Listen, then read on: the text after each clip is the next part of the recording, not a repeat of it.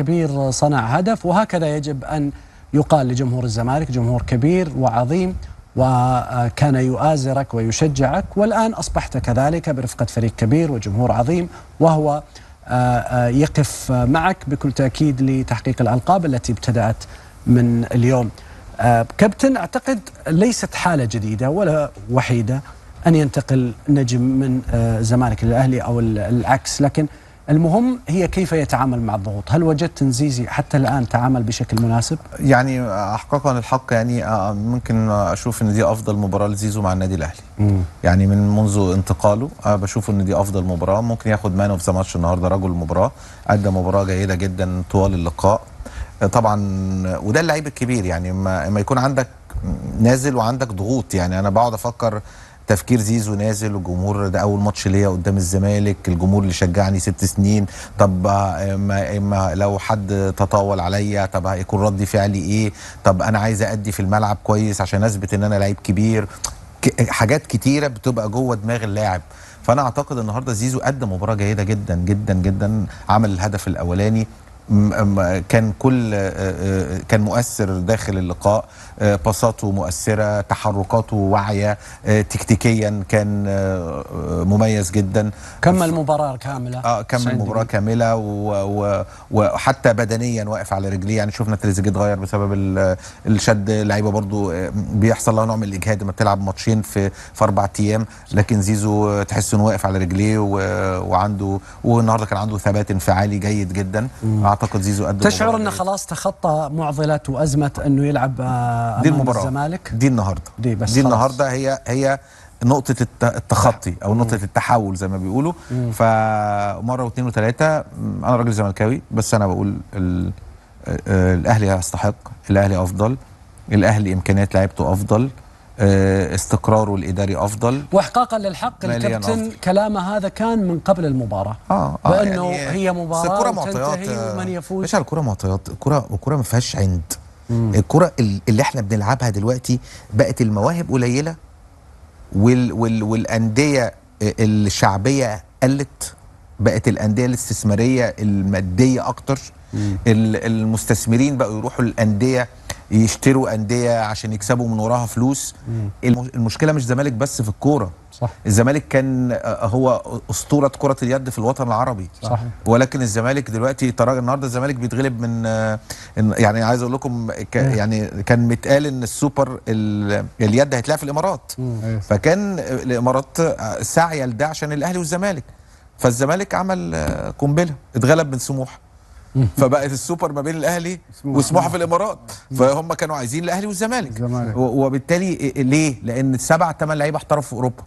خلاص اللعيبه كلها رايحه للاحتراف، رايحه للفلوس، رايحه ما فيش حاجه اسمها انتماء ده خالص. انسى موضوع الانتماء ده، ان انا هنتمي واقعد.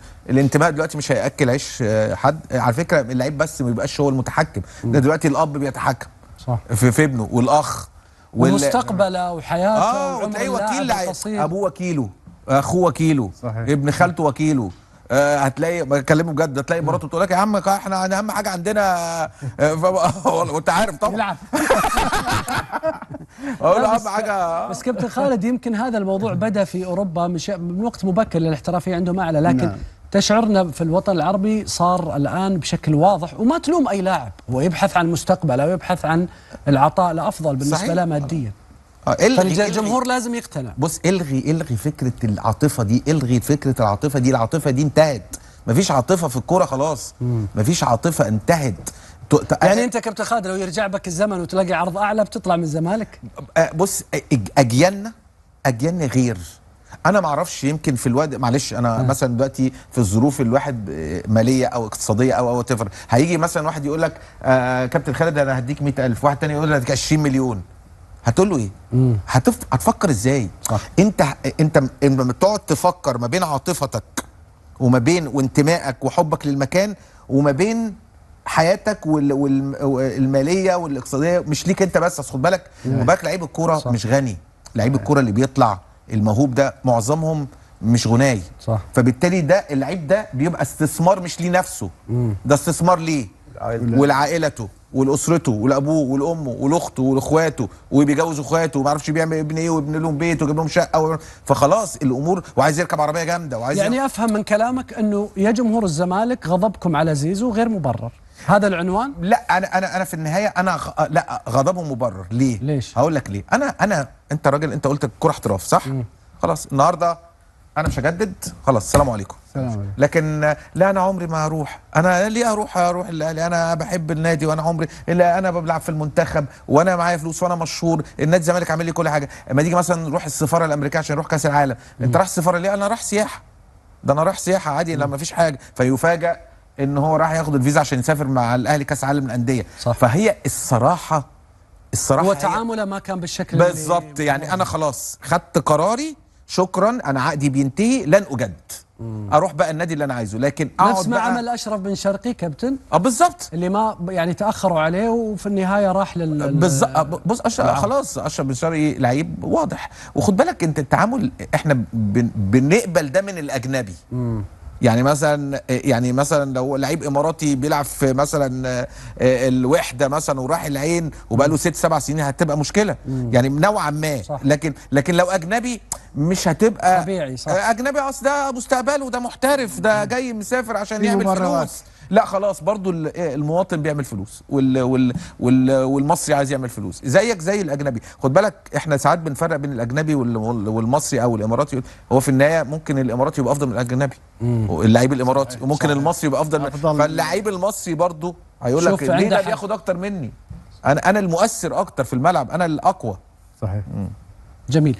يعني كلام جدا مهم ومنتظر ان يسمع. وانا اللي عجبني انه الكابتن لخصها بمساله انه غضب جمهور الزمالك مبرر، لكن تعامل زيزو لم يكن بالشكل الواضح. بابا الشغلانه حضر، بابا الشغلانه يفوز ببطوله السوبر المصري على حساب الغريم التقليدي، وهو نادي الزمالك العظيم اللي عمل ماتش يا جدعان مفيش اجمل ولا اروع ولا احلى من كده. نادي الزمالك عظيم عظيم عظيم عظيم عظيم عظيم عظيم عظيم، اعظم عظماء الانديه. هو في ايه يا جدعان؟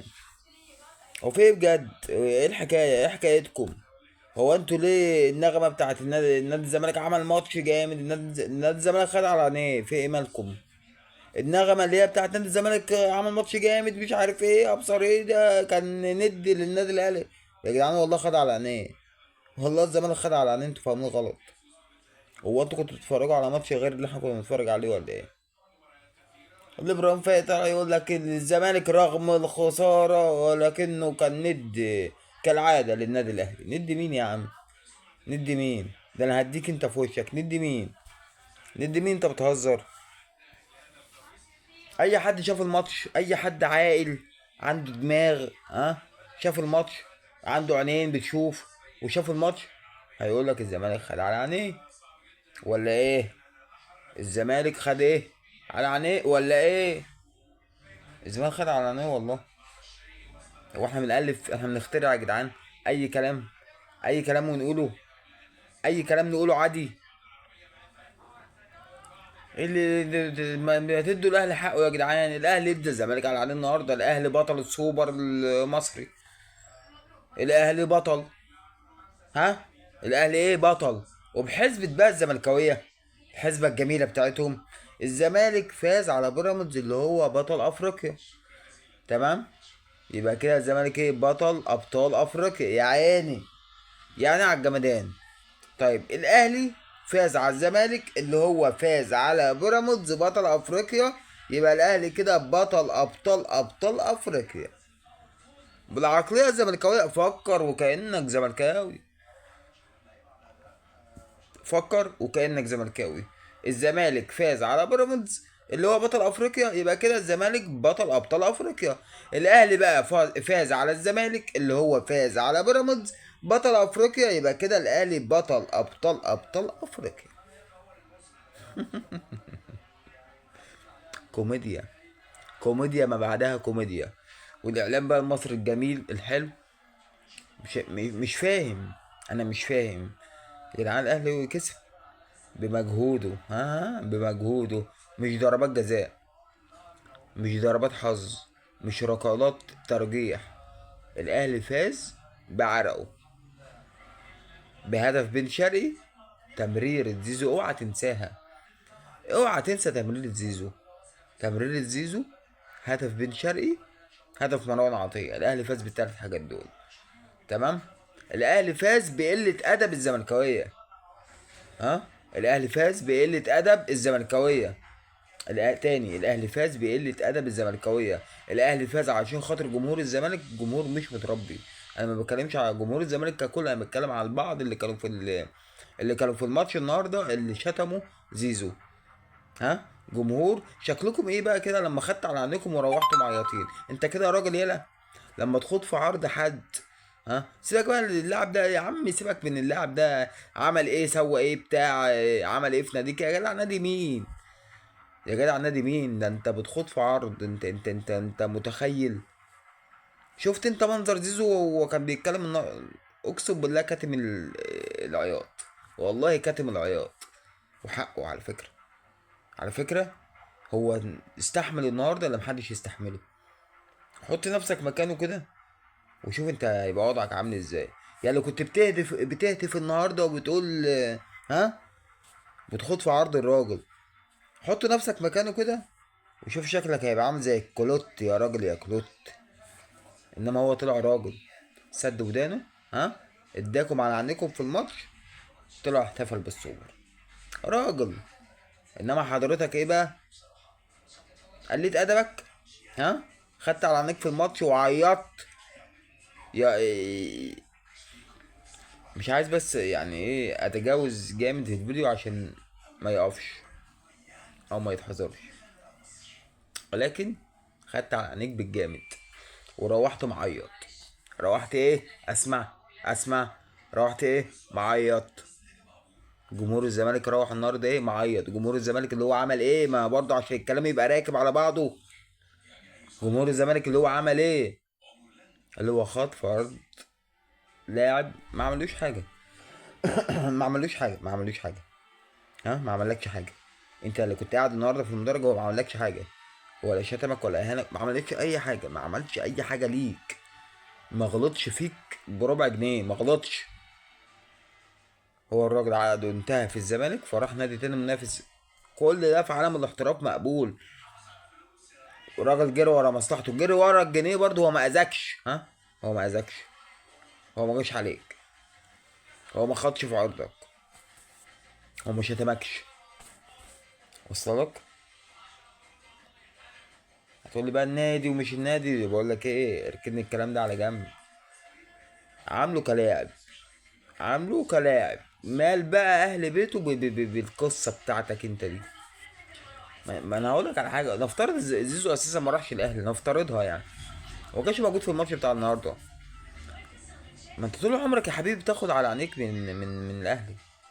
طول عمرك، انت طول عمرك بتاخد على عينيك من الاهلي. ايه اللي فرق لك قوي يعني؟ زيزو فرق لك قوي كده؟ ولكن اقول ايه، ما انت جمهور دايما متعود على كده. انت دايما متعود على كده. بص مش هكتر اكتر من كده، انت اساسا جمهور. مش هكتر، ها، مش هكتر. ولكن زيزو راجل مباراة يستاهلها عن استحقاق وجدارة بأمانة. مليون مبروك لجماهير النادي الأهلي المحترمة. مليون مبروك للنادي الأهلي. مليون مبروك للفرقة الجامدة دي اللي إن شاء الله هتدوس على الكل إن شاء الله بإذن الله فيما بعد يعني. مليون مبروك لكل الأهلاوي. سلام.